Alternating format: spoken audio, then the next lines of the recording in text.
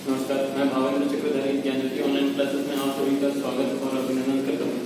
आज हम तीसरी और पांचवी कक्षा का व्याकरण, तीसरी कक्षा का चैप्टर 7 और पांचवी कक्षा का चैप्टर 6, उसमें क्या है कि सर्वनाम। तो सर्वनाम के विषय में हम लोग पढ़ेंगे।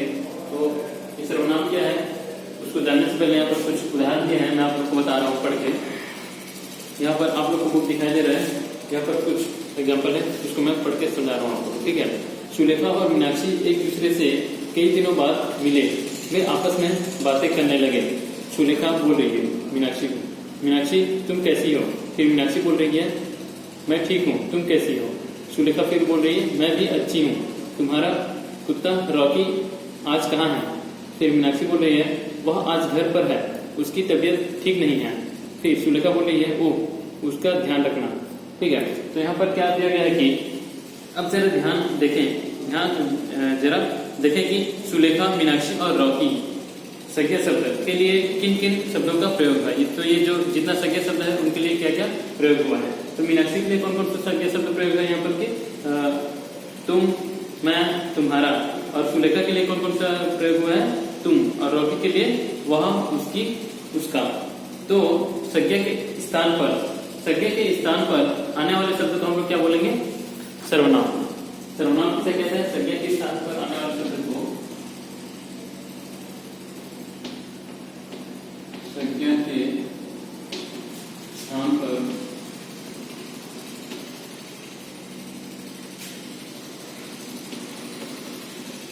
आने वाले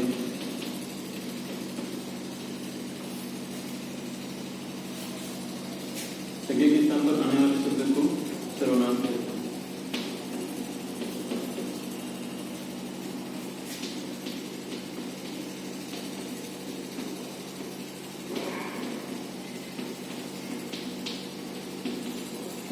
सर्वनाम किसे कहते हैं कि संज्ञा के स्थान पर आने वाले शब्द को हम लोग सर्वनाम कहते हैं। संज्ञा किसे कहते हैं? दुनिया में जितने भी वस्तु, प्राणी, व्यक्ति के नाम है तो उसको हम लोग क्या बोलते हैं? संज्ञा बोलते हैं। अब संज्ञा के स्थान पर जिसका जो शब्द आएगा उसे हम लोग क्या बोलेंगे? सर्वनाम बोलेंगे, ठीक है। अब सर्वनाम के हम लोग भेद देखते हैं कि सर्वनाम के कितने भेद हैं।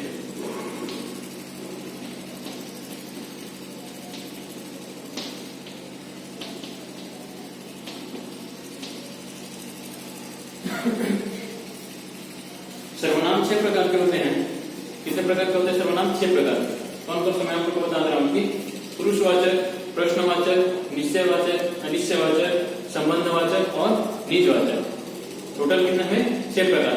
कौन कौन सा? पुरुषवाचक, प्रश्नवाचक, निश्चयवाचक, अनिश्चयवाचक, संबंधवाचक और निजवाचक। इसको आपको लेना होगा कि कौन कौन सा है सर्वनाम। आइए हम लोग देखते हैं सर्वनाम की भेद। सर्वनाम के टोटल कितने भेद हैं? 6 भेद हैं। पहला है पुरुषवाचक, उसके बाद में प्रश्नवाचक, तीसरा है निश्चयवाचक, चौथा है अनिश्चयवाचक, पांचवा है संबंधवाचक और छठवा है निजवाचक। तो इस तरह से सर्वनाम के कितने भेद हैं? टोटल 6 भेद हैं, ठीक है। तो हम सबसे पहले पढ़ेंगे पुरुषवाचक।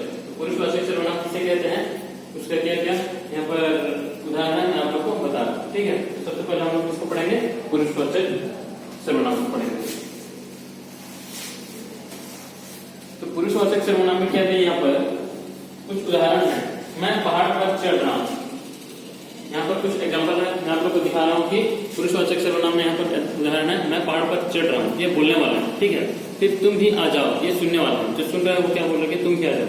फिर किसी अन्य व्यक्ति बोल रहा है कि वह भी चढ़ाई करेगा। तो यहाँ पर हम लोग क्या समझे कि मैं, तुम, वह, यहाँ पर 3 है, ठीक है। ये पहला बोलने वाला व्यक्ति है और ये सुनने वाला व्यक्ति है और ये अन्य किसी और व्यक्ति, अन्य के लिए, दूसरे व्यक्ति के लिए, ठीक है।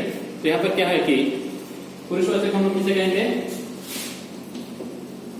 बोलने वाले, सुनने वाले और किसी अन्य व्यक्ति के लिए जिन शब्दों का प्रयोग होता है, बोलने वाले, सुनने वाले या फिर अन्य किसी व्यक्ति के लिए जिन शब्दों का प्रयोग होता है उसे हम लोग क्या बोलेंगे? पुरुषवाचक सर्वनाम कहेंगे, ठीक है। तो पुरुषवाचक सर्वनाम किसे कहेंगे? बोलने वाले, सुनने वाले,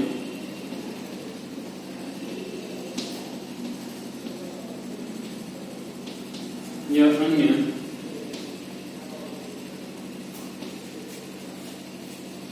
किसी व्यक्ति के लिए प्रयोग की जाने वाली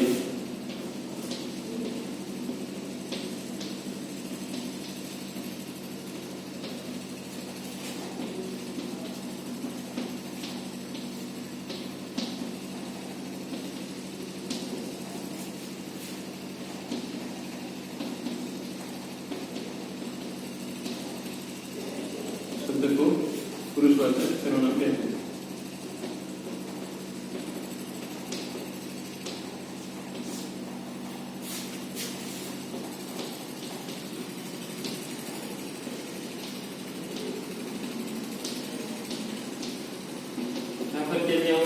पुरुषवाचक किसे कहते हैं? बोलने वाले, सुनने वाले या अन्य किसी व्यक्ति के लिए जिन शब्दों का प्रयोग किया जाता है उसे हम लोग क्या बोलते हैं? पुरुषवाचक सर्वनाम कहते हैं।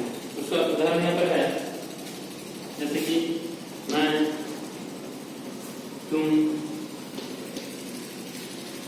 वह, मैंने, ये सब किसमें आएगा? पुरुषवाचक सर्वनाम में आएगा। इतना जैसे कि हम उदाहरण, मैं, तुम, वह, मैंने, ये सब किसमें आएगा? पुरुषवाचक सर्वनाम के उदाहरण में आता है। ठीक है, तो एक बार आप सुन लीजिए, बोलने वाले, सुनने वाले या अन्य किसी व्यक्ति के लिए जिन शब्दों का प्रयोग किया जाता है उसे हम लोग क्या बोलते हैं? पुरुषवाचक सर्वनाम। उसका उदाहरण है मैं, तुम, वह, मैंने, ये सब क्या है? पुरुषवाचक सर्वनाम के उदाहरण है। ठीक है, उसके बाद में हम लोग देखते हैं प्रश्नवाचक सर्वनाम।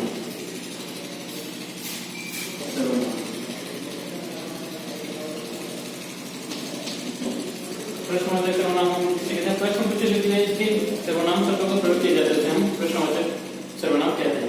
जैसे कि यहाँ पर उदाहरण दिए है, बहन जी क्या चाहिए। यहाँ पर प्रश्न पूछ रहे हैं, उदाहरण में आप लोग देख रहे हो कि बहन जी क्या चाहिए, यहाँ पर प्रश्न पूछ रहे हैं। उसके बाद में ये बैगन कैसे दिए, ये कैसे, क्या, ये प्रश्न आ रहे हैं यहाँ पर।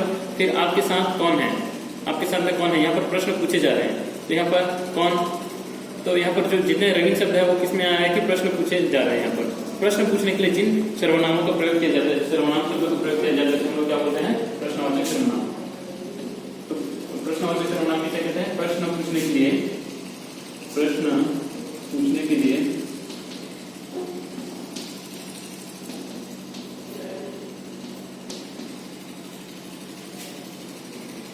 इन सर्वनाम शब्दों का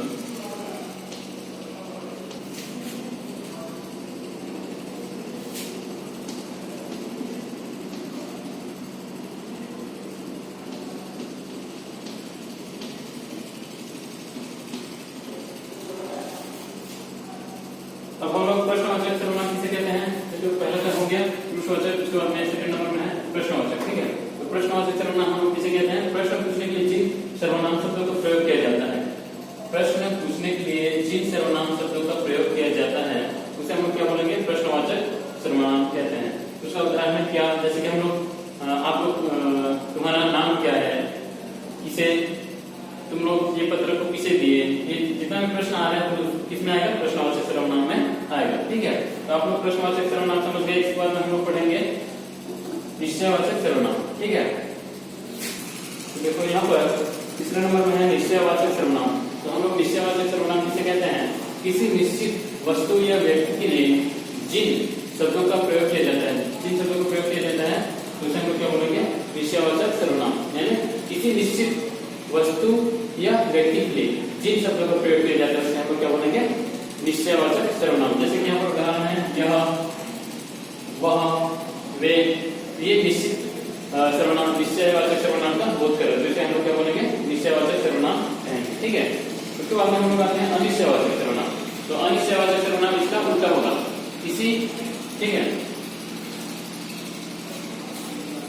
तो यहाँ पर पूर्ण में है अनिश्चयवाचक सर्वनाम। तो अनिश्चयवाचक सर्वनाम हम लोग किसे कहते हैं? किसी अनिश्चित व्यक्ति या वस्तु का, किसी अनिश्चित व्यक्ति या वस्तु के लिए जिन शब्दों का प्रयोग किया जाता है उसे हम लोग क्या बोलते हैं कि अनिश्चयवाचक सर्वनाम कहते हैं। किसी अनिश्चित व्यक्ति या वस्तु के लिए जिन शब्दों का प्रयोग किया जाता है उसे हम लोग क्या बोलेंगे? अनिश्चयवाचक सर्वनाम कहेंगे। ठीक है, इसका कुछ उदाहरण यहाँ पर, कोई, कुछ, ये क्या है इसका उदाहरण। इसमें जो वाक्य में कोई यथार्थ रहेगा कौन सा वाक्य होगा? सर्वनाम, अनिश्चयवाचक सर्वनाम कहलाएगा। ठीक है, इसके बाद में हम लोग देखते हैं संबंधवाचक सर्वनाम। अब देखो यहाँ पर संबंधवाचक सर्वनाम किसे कहते हैं? ये 5 नंबर है। संबंधवाचक सर्वनाम किसी संज्ञा या सर्वनाम का अन्य संज्ञा या सर्वनाम से संबंध बताने के लिए जिन शब्दों का प्रयोग किया जाता है उसे हम लोग क्या बोलते हैं कि किया जाता है? उसे संबंधवाचक सर्वनाम कहते हैं।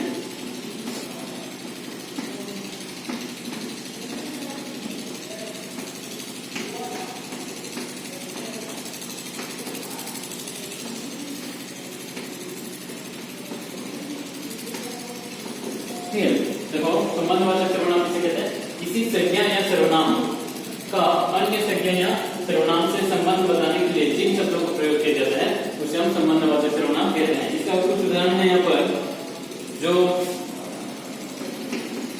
वह, जिसने, जैसे कि यहाँ पर है जो मेहनत करेगा वह सफल होगा। तो जो और वह, यहाँ पर जो भी है वह भी है, तो जो मेहनत करेगा वह सफल होगा।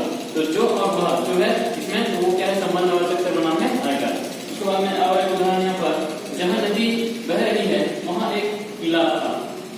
जहाँ नदी बह रही थी, नदी बह रही है वहाँ एक किला था।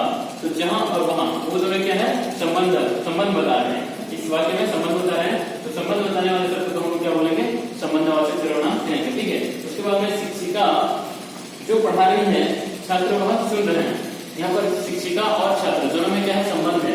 इसको हम लोग क्या बोलेंगे कि संबंधवाचक सर्वनाम कहेंगे। ठीक है। शिक्षिका जो पढ़ा रही है वह छात्र सुन रहे हैं। तो शिक्षिका और छात्र दोनों के साथ में क्या है, संबंध है। शिक्षिका जो पढ़ा रही है उसको छात्र क्या कर रहे हैं, सुन रहे हैं। तो इसमें क्या है कि संबंध है। उसके बाद में हम लोग आते हैं 6 नंबर में बीजवाचक सर्वनाम। तो इसके बाद में आते हैं बीजवाचक सर्वनाम। सर्वनाम किसे कहते हैं, स्वयं के लिए 6 नंबर में निजवाचक सर्वनाम। तो हम लोग निजवाचक सर्वनाम किसे कहेंगे, स्वयं के लिए जिन शब्दों का प्रयोग किया जाता है, स्वयं के लिए जिन शब्दों का प्रयोग किया जाता है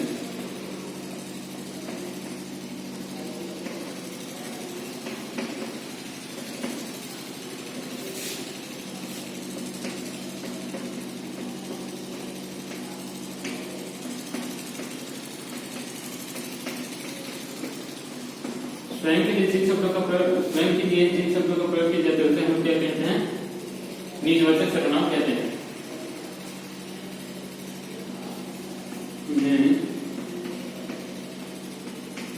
निजवाचक सर्वनाम कहते हैं।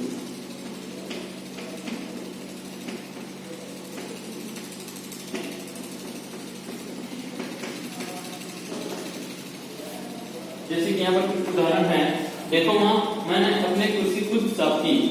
यहाँ पर कुछ उदाहरण, देखो माँ मैं अपनी कुर्सी खुद साफ की। तो ये अपने लिए बोल रहा है। तो यहाँ पर क्या होगा कि निजवाचक सर्वनाम कहलाता है। जो व्यक्ति अपने लिए, खुद के लिए, स्वयं के लिए बोलते हैं तो उसको हम क्या बोलेंगे कि निजवाचक सर्वनाम। और एक यहाँ पर उदाहरण, शाबाश बेटा हमें अपना काम स्वयं करना चाहिए। तो यहाँ पर एक माँ अपने बेटे को बता रही थी, शाबाश बेटा हमें अपना काम स्वयं, यानी अपना काम खुद को करना चाहिए बोल करके बता रही है। तो यहाँ पर खुद, स्वयं जो है, आप, स्वयं, खुद, ये जो है वो क्या है कि निजवाचक सर्वनाम का उदाहरण है। आप, खुद, स्वयं, ये सब किसमें आएगा, निजवाचक सर्वनाम में आएगा। ठीक है। उसके बाद मैं यहाँ पर आपको कुछ उदाहरण भी बता रहा हूँ कि सर्वनाम शब्द में स्त्रीलिंग पुल्लिंग का भेद नहीं होता।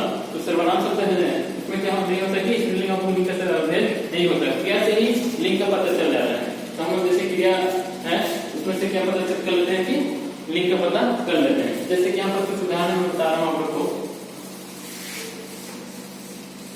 पुल्लिंग और स्त्रीलिंग में है। यहाँ पर है मैं जा रहा हूँ, यहाँ पर पुल्लिंग है और स्त्रीलिंग।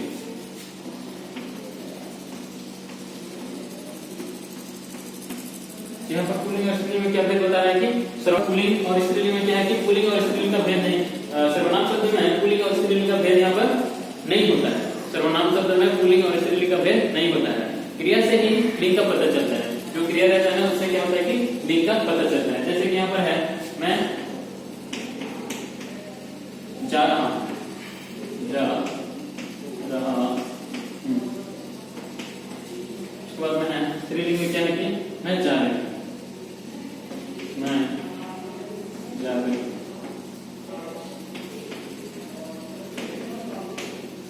ये पुल्लिंग है और ये स्त्रीलिंग है। इसमें मैं जा रहा हूँ और मैं जा रही हूँ, इसमें क्रिया जो शब्द है उसमें से पता चल जा रहा हूं, यहाँ पर रहा हूं है, यहाँ पर रही हूं, तो पुल्लिंग में रहा हूं हुआ और स्त्रीलिंग में रही हूं हुआ। ठीक है, तो इस तरह से हम लोग क्रिया से ही लिंग का पता कर सकते हैं। ये जो क्रिया है उससे हम लोग लिंग का पता कर सकते हैं। वह कहाँ चला गया, वह कहाँ चली गई। उसके बाद में सर्वनाम शब्द में भी एक वचन और बहुवचन वाले शब्द होते हैं। सर्वनाम शब्द में क्या होता है कि एक वचन और बहुवचन वाले शब्द होते हैं। ठीक है, तो मैं देखिए आपको बता रहा हूँ। और एक उदाहरण है, वह कहाँ चला गया।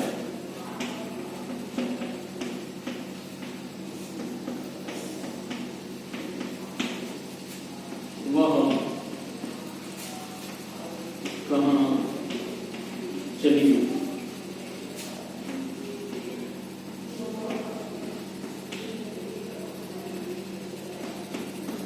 तो यहाँ पर देखिए पुल्लिंग और स्त्रीलिंग का पता कैसे चलता है कि ये क्रिया शब्द से पता चलता है। जैसे कि यहाँ पर है वह कहाँ चला गया, कहाँ चला गया, तो ये पुल्लिंग में आ रहा है। जैसे ये वाक्य से हम लोग पता कर सकते हैं कि कौन सा पुल्लिंग है और कौन सा स्त्रीलिंग है। ठीक है, वह कहाँ चली गई, यहाँ पर चली गई, यहाँ पर चली गई, यहाँ पर चला गया। इस वाक्य से हम लोग पता कर सकते हैं कि कौन सा पुल्लिंग है और कौन सा स्त्रीलिंग। ठीक है, इस तरह से सर्वनाम शब्द में भी एक वचन और बहुवचन वाले शब्द होते हैं। तो जो सर्वनाम शब्द होते हैं ना उसमें भी एक वचन और बहुवचन शब्द होते हैं। जैसे कि यहाँ पर आपको बता रहा हूं,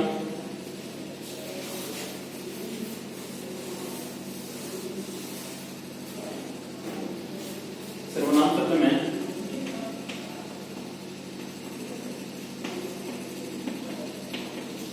शब्द में यहाँ पर है एक वचन और बहुवचन, एक वचन और बहुवचन।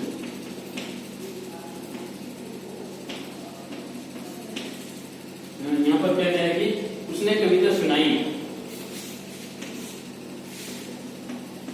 उसने कविता सुनाई।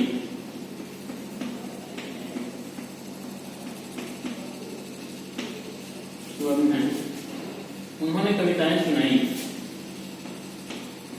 उन्होंने कविताएं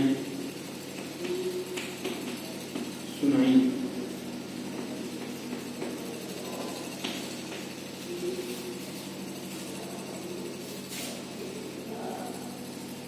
उसके बाद में है मैं शेयर करना चाहूंगा, मैं शेयर करने जाऊंगा। बहुवचन में क्या होगा, हम शेयर करने जाएंगे, हम शेयर करने जाएंगे। इस तरह से सर्वनाम शब्द में एक वचन और बहुवचन को देखिए। यहाँ पर उसने कविता सुनाई, ये एक वचन में है। उसके बाद में बहुवचन में क्या हुआ, उसने की जगह उन्होंने हुआ, कविता की जगह में कविताएं हुआ और सुनाई की जगह में सुनाई। ठीक है, उसके बाद में यहाँ पर है एक वचन में सर्वनाम शब्द का मैं शेयर करने चाहूंगा। मैं की जगह क्या हुआ है, यहाँ पर हम हुआ है। फिर शेयर की जगह में शेयर है, करने की जगह में करने हैं, जाएंगे की जगह में जाऊंगा की जगह में जाएंगे हो गया। एक वचन से बहुवचन में इस तरह से हम लोग परिवर्तन कर सकते हैं सर्वनाम शब्द का। ठीक है, उसके बाद में हम लोग देखते हैं आदर व्यक्त करने के लिए एक वचन की जगह सर्वनाम के बहुवचन रूप का प्रयोग किया जाता है। जैसे हम आदर करते हैं, किसी का अपने से बड़ों का आदर करते हैं, तो वहां पर हम लोग क्या एक वचन से हम लोग बहुवचन में उसको परिवर्तन करके बोलते हैं। जैसे कि वे भारत के राष्ट्रपति हैं, वे भारत के राष्ट्रपिता है। जिसको हम लोग सम्मान से बोलेंगे तो क्या बोलेंगे, तो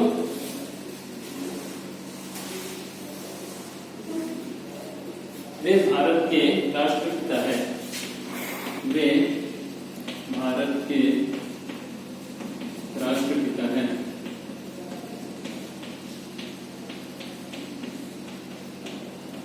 ये एक वचन है। ठीक है, इसको बहुवचन में बोलेंगे हम लोग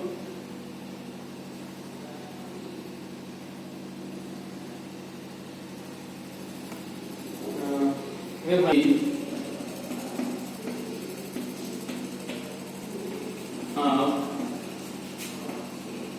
कहीं चार, ये सब एक वचन में आएगा। वे मेरी माता जी हैं। हम लोग जिसको आदर पूर्वक बोलते हैं उसको यहाँ पर लिखेंगे बहुवचन में। ये एक में है फिर बहु में हम लोग क्या लिखेंगे, बहुवचन में आदरपूर्वक जिसको बुलाते हैं, हम लोग जिसको आदरपूर्वक बुलाते हैं उसको लिखेंगे वे मेरी माता जी हैं, वे मेरी माता जी हैं।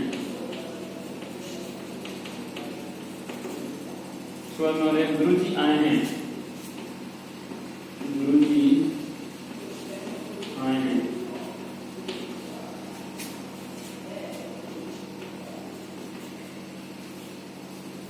तो यहाँ पर उदाहरण दिए गए हैं कि आदर व्यक्त करने के लिए एक वचन की जगह सर्वनाम के बहुवचन रूप का प्रयोग किया जाता है। वे भारत के राष्ट्र पिता हैं। पिताजी आप कहीं जा रहे थे, तो ये आदरपूर्वक हम लोग बोल रहे हैं वे मेरी माता जी हैं। इसको भी हम लोग अपने से बड़े को हम सम्मान देते हैं, तो सम्मान पूर्वक जिसको बोलते हैं तो उसको एक वचन से हम लोग बहुवचन में परिवर्तन करके बताते हैं। ठीक है, तो ये आप लोग जान गए कि सर्वनाम किसे कहते हैं। अब बता रहा हूं कि हम लोग क्या पढ़े आज, व्याकरण, हिंदी व्याकरण का चैप्टर 3 क्लास का 7 चैप्टर, 5 क्लास का 6 चैप्टर। इस चैप्टर में क्या है, सर्वनाम है। तो सर्वनाम हम लोग किसे कहते हैं, इसके कितने भेद हैं और क्या क्या है, उसको मैं आप लोग को बता दिया कि सर्वनाम किसे कहते हैं। संज्ञा के स्थान पर आने वाले शब्द को हम लोग क्या कहते हैं, सर्वनाम कहते हैं। और सर्वनाम के कितने भेद हैं, सर्वनाम के टोटल 6 भेद हैं। तो कौन कौन सा है, पुरुषवाचक, प्रश्नवाचक, निजवाचक, निश्चयवाचक, अनिश्चयवाचक, संबंधवाचक, इस प्रकार 6 प्रकार के हैं। ठीक है, तो आप लोग को मैं समझा दिया पुरुषवाचक किसे कहते हैं, प्रश्नवाचक किसे कहते हैं, आप लोग को सब समझ में आ गया होगा। अब अपने आप क्या करोगे कि अपना जो बुक है ना, बुक में अपना जो बुक है उसको ध्यानपूर्वक 1 या 2 बार पढ़ोगे तो आप लोग को जो डाउट रहेगा उसमें से आप लोग क्या हो जाओगे कि क्लियर हो जाओगे। ठीक है, सर्वनाम किसे कहते हैं, एक बार फिर से थोड़ा सा डिस्कशन करते रहूं, आप लोग को थोड़ा सा समझ में आ जाएगा। सर्वनाम किसे कहते हैं, संज्ञा के स्थान पर, यानी संज्ञा के स्थान पर आने वाले जो शब्द हैं उसे हम लोग क्या बोलते हैं, सर्वनाम बोलते हैं। ठीक है, सर्वनाम के कितने भेद हैं, सर्वनाम के 6 भेद हैं। तो पहला क्या है, प्रश्नवाचक, पुरुषवाचक है। तो पुरुषवाचक किसे कहते हैं हम लोग, बोलने वाले, सुनने वाले या अन्य किसी व्यक्ति के लिए प्रयोग किए जाने वाले शब्द को हम लोग क्या बोलेंगे कि पुरुषवाचक सर्वनाम कहते हैं। ठीक है, पुरुषवाचक सर्वनाम किसे कहते हैं, बोलने वाले, सुनने वाले या अन्य किसी व्यक्ति के लिए जिन शब्दों का प्रयोग किया जाता है उसे हम लोग क्या बोलते हैं, पुरुषवाचक सर्वनाम। ठीक है, अब प्रश्नवाचक सर्वनाम किसे कहते हैं हम लोग, जिस शब्द से प्रश्न पूछा जाता है उसे हम लोग प्रश्नवाचक सर्वनाम कहते हैं। जैसे कि उदाहरण में है, तुम्हारा नाम क्या है, और भारत का राष्ट्रपति के नाम क्या है, किसे है, ये सब आने से हम लोग उसको क्या बोलते हैं कि प्रश्नवाचक सर्वनाम। पुरुषवाचक, प्रश्नवाचक, निजवाचक। अब निजवाचक किसे कहते हैं कि जिन शब्दों में अपने लिए, जिन शब्दों में अपने खुद के लिए काम किया जाता है उसे हम लोग क्या बोलते हैं कि निजवाचक सर्वनाम कहते हैं। जैसे कि स्वयं, खुद, मैं अपना काम खुद करता हूँ, तो ये कौन सा में आएगा, निजवाचक सर्वनाम में। ठीक है, तो पुरुषवाचक हो गया, प्रश्नवाचक हो गया, निजवाचक हो गया, निश्चयवाचक। अब निश्चयवाचक किसे कहते हैं, जिन शब्दों में निश्चित व्यक्ति या वस्तु का प्रयोग होता है उसे हम लोग क्या बोलते हैं कि निश्चयवाचक सर्वनाम कहते हैं। ठीक है, तो जैसे कि उसने यह देखा, वह ये काम किया। ठीक है, तो ये सब किसमें आएगा, निश्चयवाचक में। और अनिश्चयवाचक, इसके बाद में अनिश्चयवाचक हम लोग किसे कहते हैं कि जिन सर्वनाम शब्दों से किसी निश्चित व्यक्ति या वस्तु का बोध ना हो उसे अनिश्चयवाचक सर्वनाम कहते हैं। जैसे कि कोई, कुछ, ये सब अनिश्चयवाचक सर्वनाम को उदाहरण है। ठीक है, उसके बाद में हम लोग आते हैं संबंधवाचक, यानी एक दूसरे का संबंध बताने वाले शब्द को हम लोग क्या बोलते हैं कि संबंधवाचक सर्वनाम। जैसे कि शिक्षिका पढ़ा रहे हैं और छात्र सुन रहे हैं। शिक्षिका जो पढ़ा रहे हैं, छात्र उसे सुन रहे हैं, तो जो उसे ये जो शब्द आ रहे हैं संबंध बता रहे हैं एक दूसरे का, तो इसका हम क्या बोलेंगे, संबंधवाचक सर्वनाम कहेंगे। ठीक है, तो उसके बाद में क्या क्या हो गया, पुरुषवाचक, प्रश्नवाचक, निजवाचक, अनिश्चयवाचक, संबंधवाचक और क्या है। तो इसी प्रकार हम लोग सर्वनाम के 6 भेद पूरा पढ़ चुके। ठीक है, तो सर्वनाम आप लोग को मैं बताया, जितना बताया उतना आप लोग समझ गए होंगे। आशा करता हूं अच्छे से आप लोग समझे होंगे। और सर्वनाम के कितने भेद हैं, क्या क्या है, उसको आप लोग अगर बुक में पढ़ोगे तो मैं जो समझाया और बुक से जो आज ही पढ़ लोगे तो आप लोग अच्छी तरह से और समझ जाओगे। ठीक है, धन्यवाद।